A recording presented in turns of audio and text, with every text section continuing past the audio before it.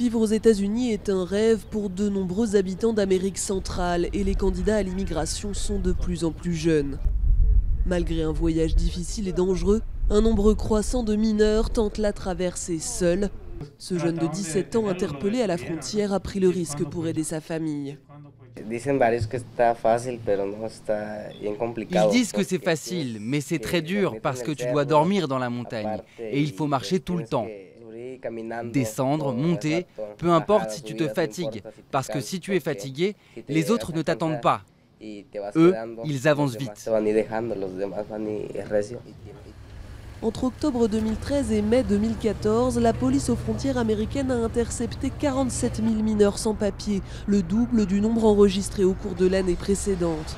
La majorité d'entre eux vient du Guatemala, du Salvador et surtout du Honduras. Leur nombre a été multiplié par 10 depuis 2009. Beaucoup fuient la pauvreté mais aussi la violence. Le Honduras a le taux d'homicide le plus élevé au monde.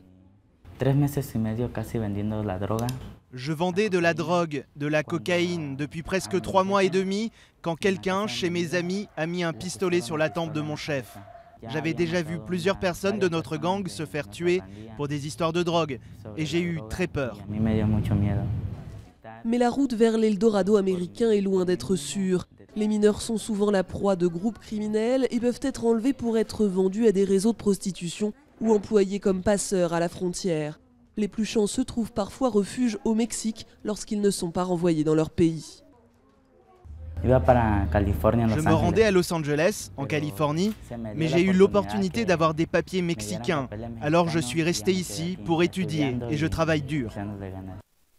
Au cours des 4 premiers mois de 2014, plus de 6 000 enfants et adolescents ont été expulsés des États-Unis.